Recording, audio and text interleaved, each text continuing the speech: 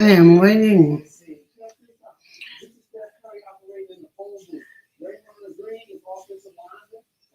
Assalamu alaikum. This is Professor Aminah Al-Deen with Muslim Network TV and my program, Critical Talk.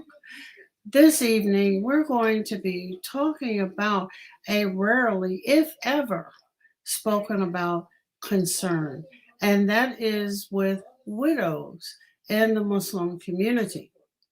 Dr. Deborah Mcgee, who is a professor emeritus from Beloit College, has just completed some very interesting research on this topic that we never talk about.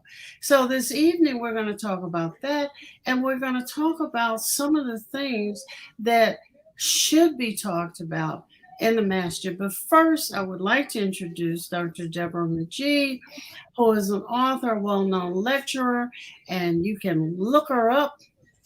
And I want to get to this really groundbreaking research. Assalamu alaikum. Wa alaikum assalam, Dr. Al-Deen. Good to be with you.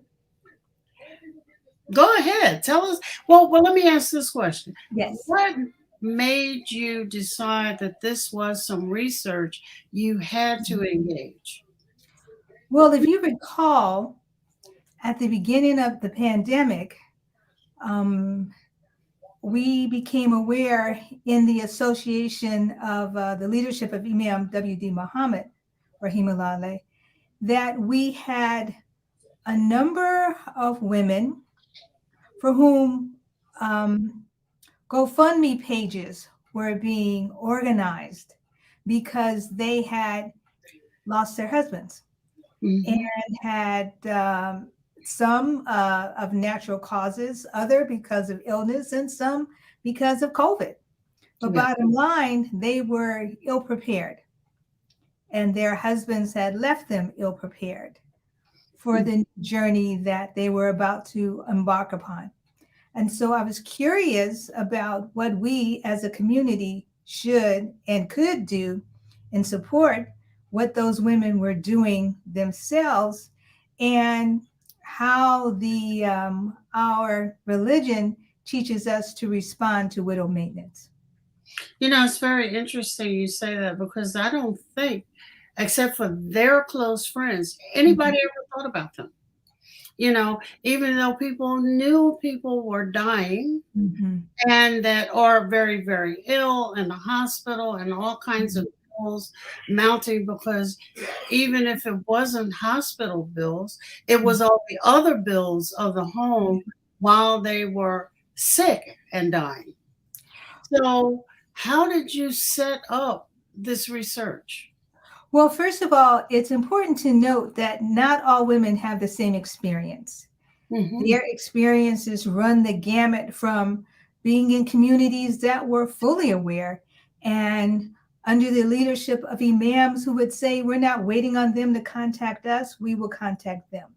Wow. And that contact will be consistent on one end. And then on the other end, we would have women who reached out but did not receive any assistance. Others who wanted to reach out but didn't know how. And people in their community were uncomfortable reaching out to women whose status was now single, right? And then you had, excuse me, communities for whom the teaching about what the Quran, the directives or guidelines that Islamic authorities will provide, just wasn't there. So I was really interested in how these women would have what their experience, what they were going through. And so I knew a few, and so I contacted them. I also contacted Sister Tahira, who runs Hearts Connection. She also is a widow. Hearts Connection is a African-American, well, not just African-American, but a widow support group. Oh, wait a minute. Can you give that name again? It's Hearts Connection. And before .org.com. Don't go there. before after the end of the show, I can look it up and send it Mhm. to you. Or when we're on a break, I'll try to find it.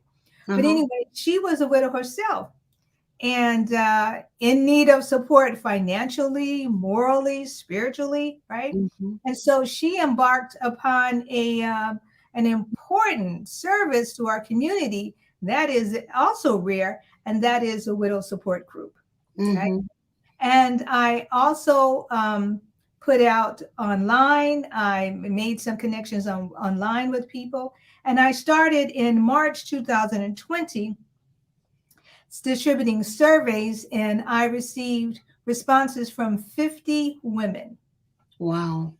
And then I interviewed, conducted in depth interviews of 30 of those women. Mhm. And in addition to that, we collected data from 19 of their imams. Wow.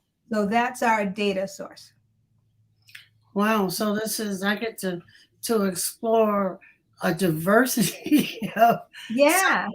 so let me ask, what was the majority? No, what were the questions that you asked? Well, some of the questions were during your marriage, did you and your husband ever have a conversation or make any plans about how you would be protected should he precede you in death? Okay. How did you cover the expenses of his janazah? Right.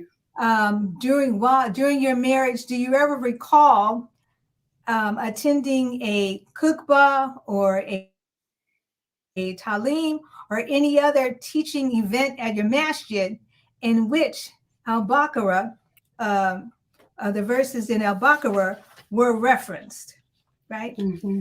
Another question was, what kind of advice do you have for women in your similar situation? What kind of advice do you have for mosque leadership, or what we can do to better support and care for widows? Wow. That's a Yeah. concise set of Well, we tried to be, and we wanted to keep it short, yeah, right? yeah.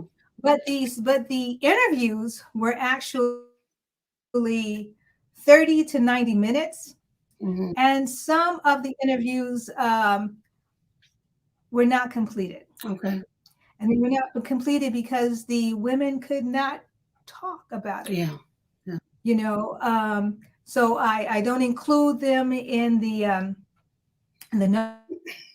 number of 30, but there were women I spoke to who cried the whole way, and I said, should we stop? It was Mm-hmm. just too raw for them, right? Yeah, I can see Too that. raw.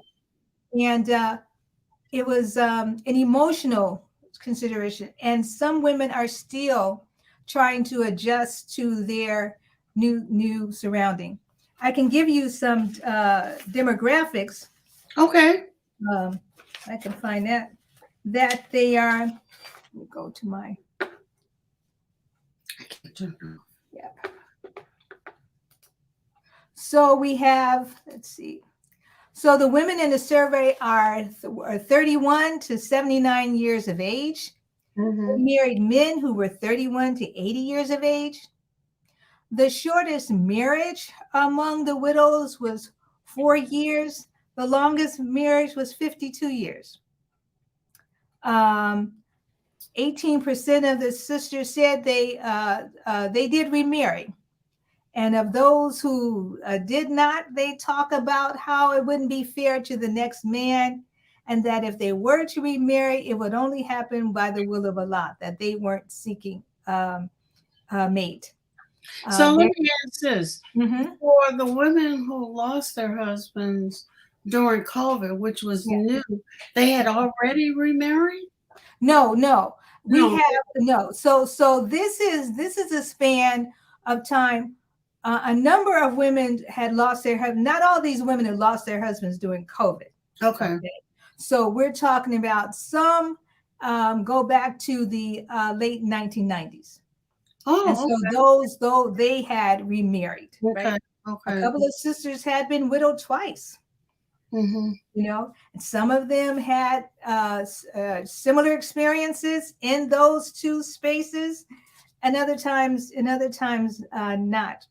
Those sisters who lost their husbands during COVID, at least one was an international marriage, Mm-hmm. so she couldn't travel there. Right, At right. least one was involved a polygynous marriage, and Okay. how one wife was able to attend and the other could not because of travel restrictions, Mm. right? So you're dealing with those kinds of issues. For some women, particularly during COVID, it was a matter of dealing with non-Muslim family members who expected their Oh, son or father to mm-hmm. be married within a Christian context, right? And so the sisters had to deal with that kind of situation. And then others, you had the situation where the children, adult children from a previous marriage of the husband, were more well known to the masjid leadership than the widow was. And so their perspectives and their choices reigned over hers. That is interesting. I want to go back to these categories, some of Mm-hmm. which I know people don't think of. Let's take a moment's break, and I'm going to ask you to choose. You talked about being in polygamy. You talked about an international marriage. You Mm-hmm. talked about where the family of the man, or well, the man was Christian, and stuff intervened, as to how that was supposed to go. But you also talked about where there had been previous marriage and the children better known to the masjid, their choices reigned over the widow. So I want to go back into those, and let's take a minute or two break. This is Dr. Aminah Al-Deen with Critical Talk for Muslim Network TV, having a conversation with Dr. Deborah Majeed over her research on Muslim widows. We'll be right back.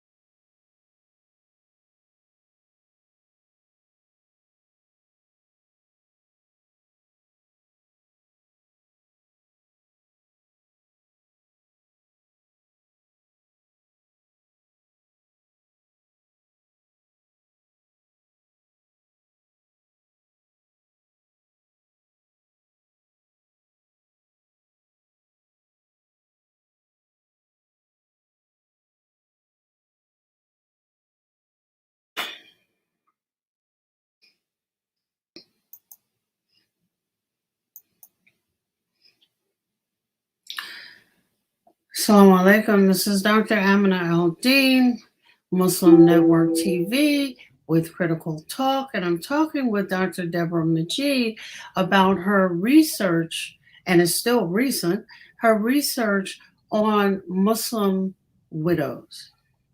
And I want to go back, as I told you before we broke, with a couple of the segments of this population that you talk about. And one is an international marriage. Yeah. What is that? So this had to do with polygyny. And so you had one wife living in the States who went to visit her husband in another country. And he had her co-wife lived in a second or third country, right? And so when the husband passed, the Western wife was with him. And so she was able to arrange all of the necessary events surrounding his janaza, but her co-wife was unable to attend. But she had money or something in order to be able to have that janaza. Yes. So well, let me put it like this: the family had money. Ah, okay. The family had money, and that was often the case. When I think about, or I should say, when the women in the survey talk about how they covered their husbands' janaza, a typical method was life insurance and personal savings. Okay. But there also were some sisters who said they had inheritance, or they had assistance, financial assistance from family and friends. And sometimes that family / friends included masjid community. Mm-hmm. A couple of sisters said, we had invested some money, so I was able to use that. Only 3 of the sisters had prepaid all expenses. And then for one sister, her daughter covered all expenses for the janaza. Now, Okay. it's interesting that, I'm sorry. Go ahead.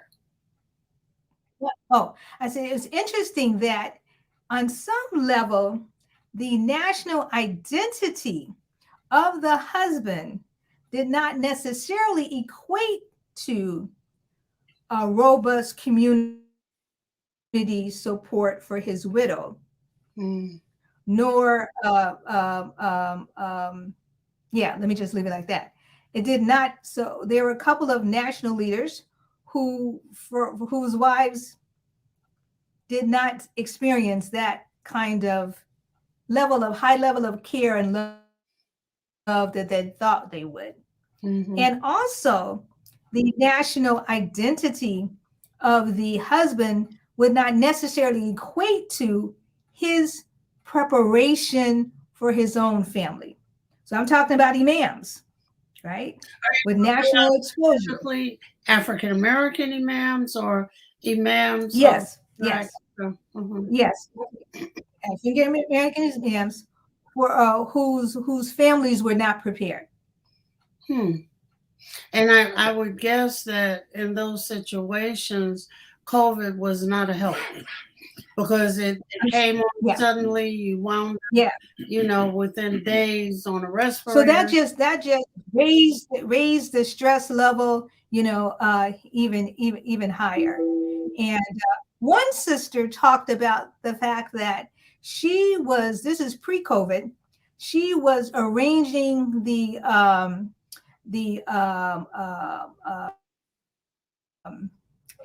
events, or arranging all of the care that she would need for her janaza. Okay. And her husband was with her while she's making preparations for her janaza. Now she's well, she's just being prepared, right?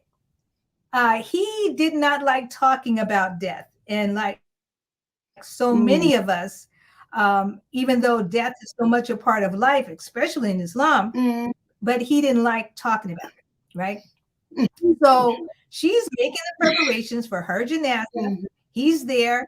And ultimately, she used her preparations for him because he preceded her in death. That is very, very special. You began talking about how some women were left with having to go and post GoFundMe pages. Yeah, some women, preparations had been met. Yes.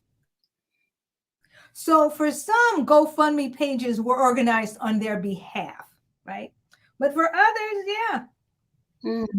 because they're, and that was what was so striking about me, because it wasn't until, at least in my experience, wasn't until around 2019 that you really began to see GoFundMe pages, because we couldn't interact physically, right? So you have an onslaught of those kinds of situations, and I was just so concerned and just really just burdened. And I even had a conversation with my husband as a result. And I said, listen, I've established this. I need you to do this, so that we had to have real conversations ourselves. And we still have ongoing conversations about what we would want, because he has adult children. Right. And I want to make sure that if he precedes me in death, they know what I'm supposed to have and what he wanted, what his wishes were, and also that he's preparing for me to be able to fulfill his wishes, and also for my own protection. Well, that was another category where you mentioned the children were known from a previous marriage better in the masjid, and just superseded the wife's, which I know just tore them up, the Yeah. wife's desires. Yeah, and that was the good news, is that was rare. And I'm so grateful to say, even in my own situation, to have a wonderful relationship with my husband's daughters, Mm-hmm. for example. And we have been very clear on desires. And so we work well together. But that was not the situation of every sister. Mm-hmm. And what was sometimes traumatic, at least for one sister, was the challenges that she experienced with her husband's, one of his children, and that child's mother. Oh. So this would be an ex-spouse. So this just reminded me how much the issue of widow maintenance is not a private issue. It's not simply a personal issue. It's not a sister's problem, but this is a community concern, right? Right. I do have some, the findings led to certain conclusions, one in which sisters need to be taking care, taking more responsibility for their own education and empowerment. But having said that, the issue of widow maintenance is a community concern, because it can be a major and very visible community challenge. Wow.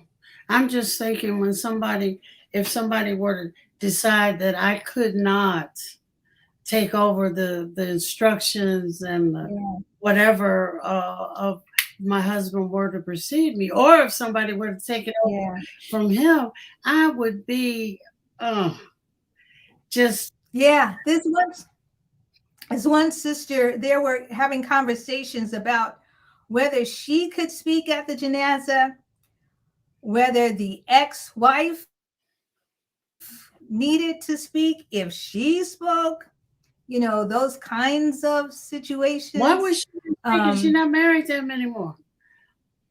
I did not go there. But this just lets you know how stressful this issue can, how stressful this issue can be in general. But when you have undecided or undealt with issues from prior relationships, and many of us have been married before, when we haven't discussed all of that, we haven't worked all of that out, those kind of issues are heightened in their severity, often at the point of death. Well, also for those men who worked and had Social Security, had other kinds of benefits, some of those benefits go to the ex-spouse. Some of them go to the new spouse. And I guess that would give the ex-spouse, if she chose, a way in to have something to say, if she chose to do that. Well, yes, it's helpful if there has been a family discussion prior to. Too often what happens is that now the ex-wife and the widow are at each other, trying to position themselves, right? Because the husband left the family dynamics unresolved. Right. And if the leadership of the mosque is more familiar with, acquainted with the ex-wife or her family or her children, as was the situation of at least one sister, then that makes it a little complicated. or if the masjid leadership was not, um, or I should say, if the widow was not um, someone who had a high esteem in the community, right? That could just complicate the issues, just a little more. Wow. Now, the good news is most of the sisters that I talked to, they didn't have those kinds of challenges. And like I said, there are some sisters for whom this was an easy, for lack of a better word, as easy as it can be, as easy one can think about, experience. But the larger issue is that widow maintenance, the way we approach it among Muslims, and I'm particularly referencing the community of Imam W.D. Muhammad, that too often, too many of us are approaching this issue in a way that is not in accordance with the teachings of Islam. Well, we can do better. I think we need to work on that, because for wives left by husbands, whether it's by death or they just walked out the door or whatever, they were supposed to have already prepared a year's worth of maintenance. And if that's there, then widows or left women don't have to hustle with GoFundMe pages and other kinds of things, or descend into an abject poverty, being left without any support. And a lot of the Muslim women, I don't want to say of a certain age, because it's not of a certain age, don't work. And if they wanted to work, given dress, probably couldn't work. Right. So it's an interesting thing that should be brought up, and that's what I want to get to. And where your research leads us is to talk about concerns in the masjid, whether it's the khutbah, it's the talim, or halakha, or whatever, that is steady enough and regularized enough so that women and men learn what their responsibilities are. Unfortunately, our Imam Khalil Akbar could not be with us this evening to give us an Imam's point of view. But we'll just persevere without him and talk in general about some things that could happen. Right now, we're going to take our second minute or two break so you can get your thoughts together and I can have more tea. And we'll be right back. This is Dr. Aminah Al-Deen with Dr. Deborah Majeed, and we're talking about widows in particular, but also some concerns that arise in the community with life information. We'll be right back with Muslim Network TV and Critical Talk.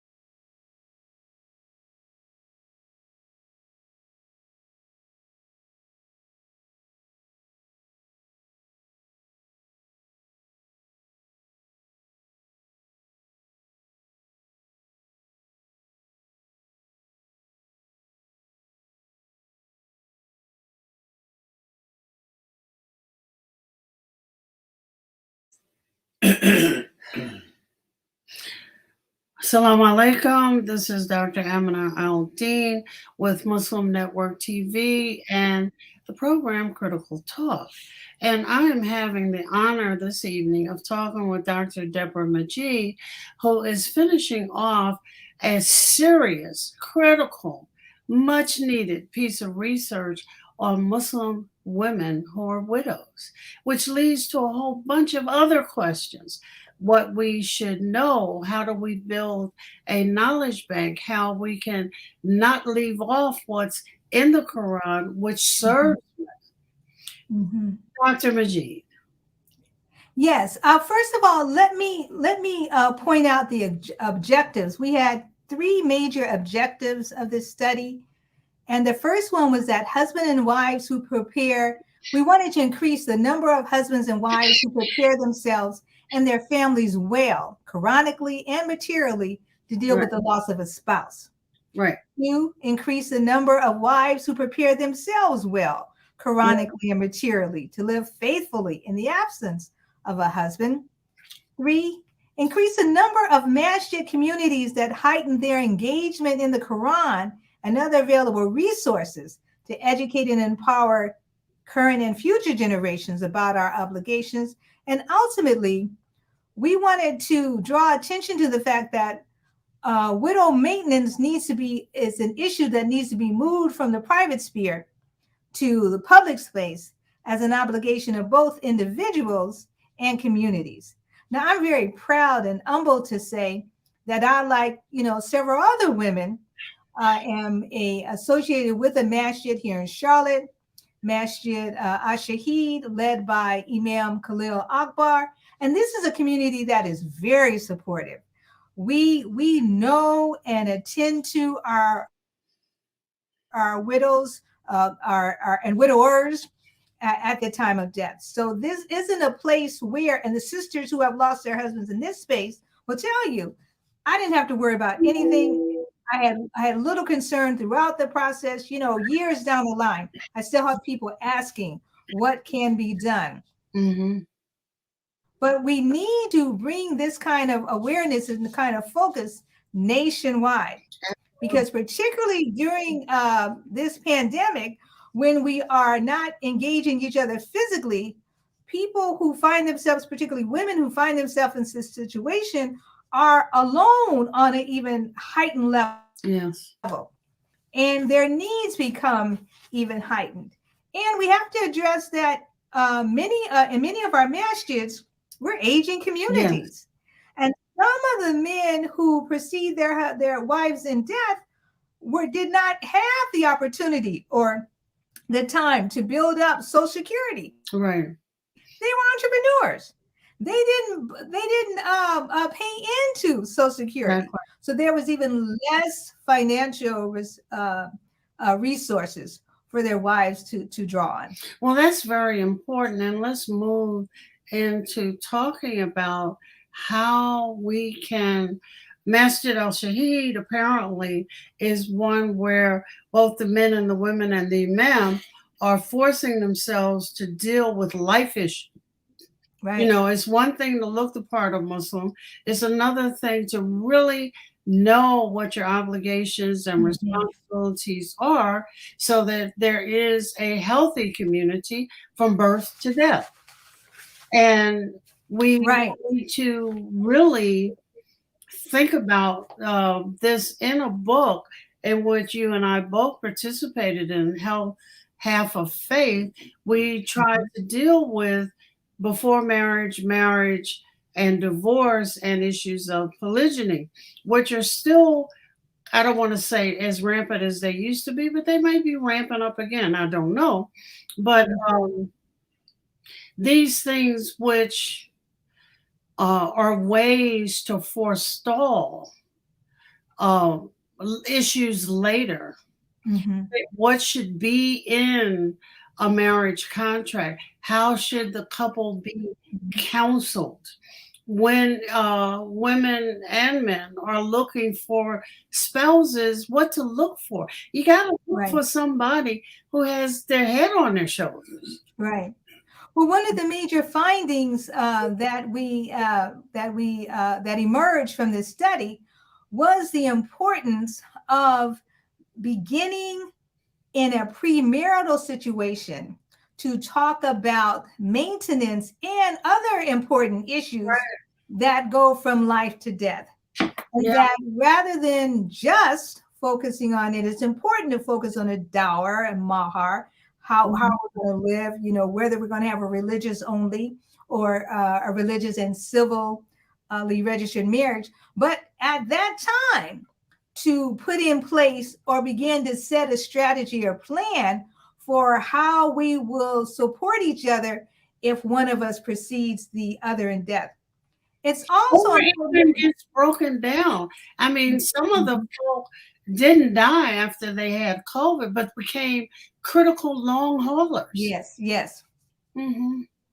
And from a strictly Islamic perspective, it was interesting to note that if you ask, if a typical question or a typical response from Muslims across the board, regardless of race, but the typical response from American Muslims, if you ask them about widows, what comes to mind? They will typically point to Al-Baqarah or chapter 2 of the Quran, ayah 234, which talks about her iddat period. So most of our teachings are, when we talk about widows, 4 months, she can't get married. She has to, she has to be respectful. She has to do this. We have to make sure she's not pregnant. All of that. That's the end from too many of us of our understanding about what the Quran says about widows. But if we need to go 6 verses down to ayah 240, which says, guess what? You need to leave behind a year's maintenance. Right. That's not a discussion. That's not a typical cookbook. That's not a typical talim. Mm-hmm. For most of us, we don't, if our awareness or knowledge production is dependent upon, not that it should be, but if it is, and for too many of us, it is, if it's dependent upon what we are taught in a talim, a cookbook, a halakha circle, we don't know. Yeah. So we can't prepare. Right. And what's even more important, that we as women cannot depend on external external guidance.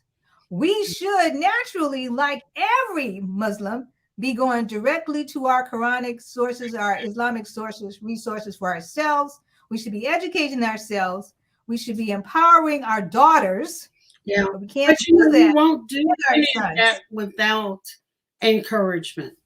If the talim, I'm sorry, say that again. If the cookbook, for example, is always on some lofty thing, if the talim follows that lofty thing, then every day never gets dealt with.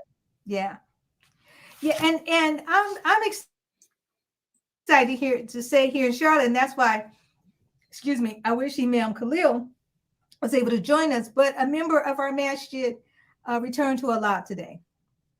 And so Imam Khalil is heavily engaged in dealing with the family in that respect.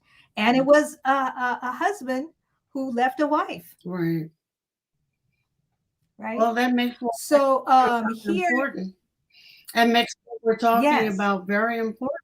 Even more important, yes. And here our teachings in our masjid, more often than not, are directly tied to everyday living experiences. How we apply what the Quran says to how we live in 21st century America.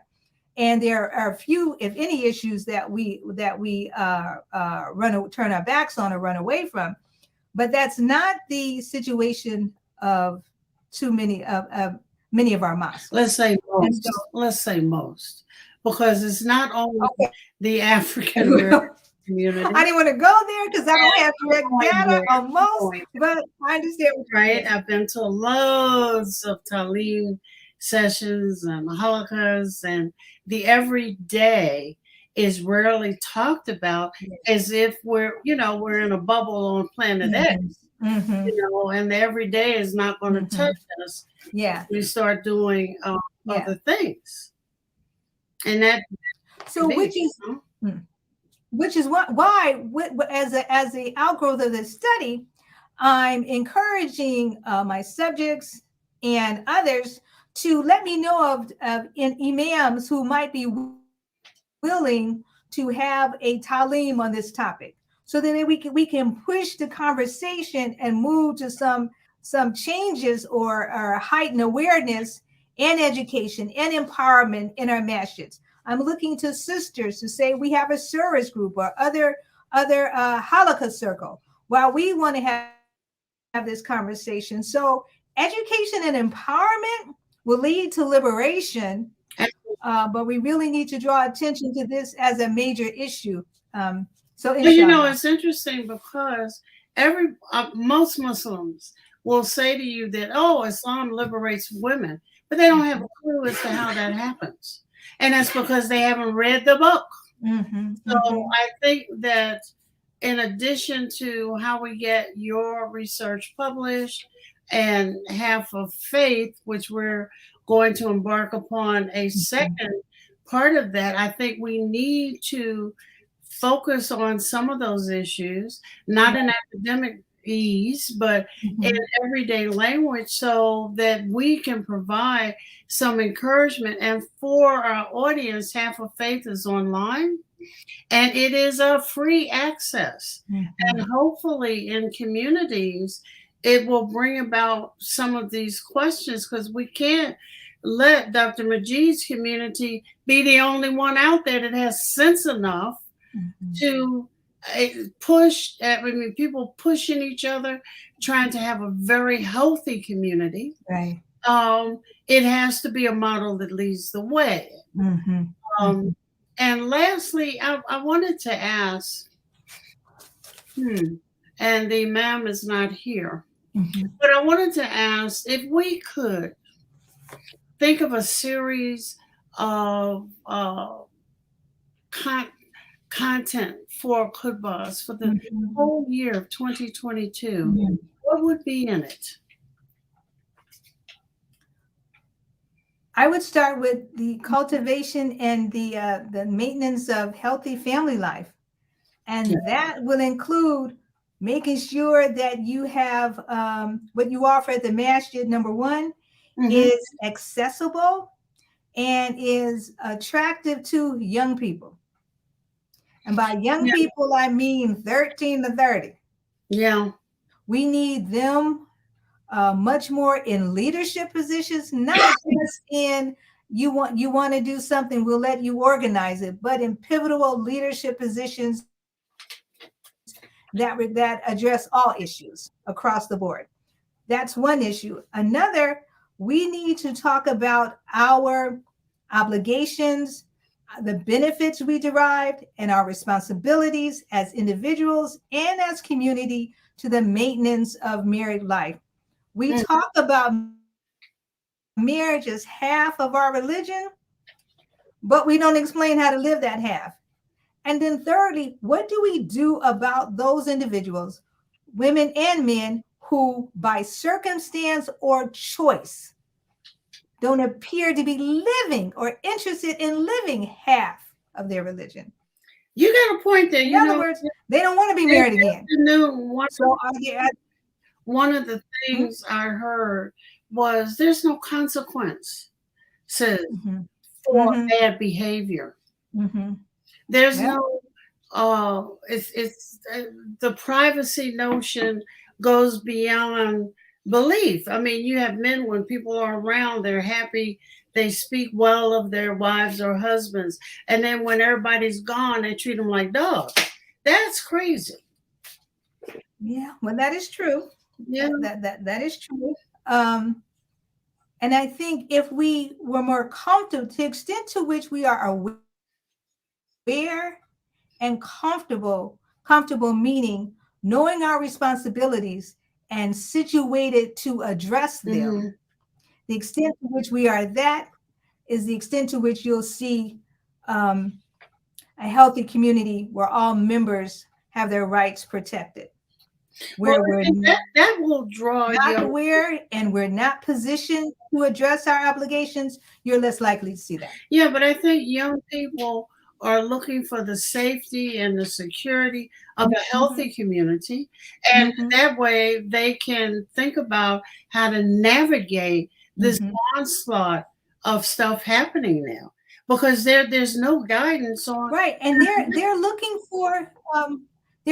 for a situation that is accessible on levels at which they communicate. Yeah.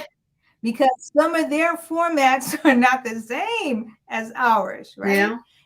And how we assess their interest and their involvement needs to not be on the models of assessment that we would normally Exactly. use. Exactly. So we have work to do. I see that work as I do with the issue of widow maintenance as an opportunity that Allah subhanahu wa ta'ala has showed us. You all can do this. You have the resources to do this. I'm showing you what needs to be done. So, hello. Yeah. No, I agree wholeheartedly. I peeked in on one of your sessions with results, and one of the things I got from the women immediately was resilience, sadness, but an incredible resilience. And some of the kinds of suggestions they made, let's go forth, let's do this, let's make groups, I'm saying, my goodness, what, can I have some of that energy? I mean, it was just, and one woman spoke of, and we haven't talked about it here, is the loss of children. Yes. And while that's not a widow, I think it affects death, especially, I mean, whether it's a long illness and then death, or it's a surprise and a shock. How do you got to bury those kids too? Yeah. That's come across on the GoFundMe pages too, where communities don't have funds, or stuff people can pay into. We're now here in Maryland, and my husband was calling around trying to find out, well, where, I mean, he's a vet, so it's kind of taken care of, but it's where do people bury people? Is there a fund you can pay in? Because even if you don't need it, paying into it may help somebody else so that they don't have to get embarrassed or humiliated going to a GoFundMe page. Right. It's like you said, it behooves us to give more attention to the idea that Islam is a living religion that takes us, we come from Allah, we return to Allah, and every stage in between, how we bear witness to the God we claim to serve. Yeah. And so how we serve each other, how we respond to each other, how we even represent ourselves says something about that sense of faith. And the extent to which we spend more time working that out and embodying the truths of that would be much better. I'm working with, or striving to work with, a young woman who is separated from her husband. She's planning divorce. She's been in a domestic violence situation. He's Muslim, she's not. And when you talk to her, she sounds like she's trying to live Islam more than he is. But she's the one in the shelter. Wow. She's the one who has the 2 children. She's the one fighting for child support. Yeah. So, I mean, some of these issues, and back to the, there has to be justice in the masjid. And if a man can't treat his wife well, then the community has to decide, do we want him around until he gets his act together, or she gets her act. It's some things that don't need to be hidden. Need to be out there. Yep, I agree. Well, I'm going to give you, and I hope after we do the second part of Half of Faith, to have all of us back on Critical Talk. But I want to give you the last few words. And, more than Well, I want to say we had 4 major findings of the studies, 4 conclusions that I want to leave the audience with that I believe are key to our study. And to the extent that every mosque, it would behoove all of us to take a closer look. And that is number one, our approach to widow maintenance as it appears now in the United States is un-Islamic. Mm-hmm. 2, there's a misplaced authority for Islamic knowledge and the practice that leaves women and children vulnerable, and we need to address that. 3, the ordinary needs of widows that can be addressed by community members are too frequently overlooked. And 4, and perhaps most importantly, women need to empower and educate themselves, even as we expect husbands and mosque communities to fulfill their obligations. The concept or issue of widow maintenance is a community issue, but sisters may have to be our own saviors in this respect. There you go. Powerful, powerful. Oh, this has been so enlightening. This is Dr. Aminah Al-Deen, who's had a more than instructive, this has been a serious class here with Dr. Deborah Mcgee, starting with widow maintenance and how we think about our communities and the life circumstances that happens that has led us to build a thing to begin to talk about healthy communities. And I can't tell you how much I appreciate your being here with me tonight. And my condolences go to whoever it was that died in your community so that the Imam could not be here with us. This is Dr. Aminah Al-Deen with Dr. Deborah Majeed on Muslim Network TV and Critical Talk. We'll see you again tomorrow.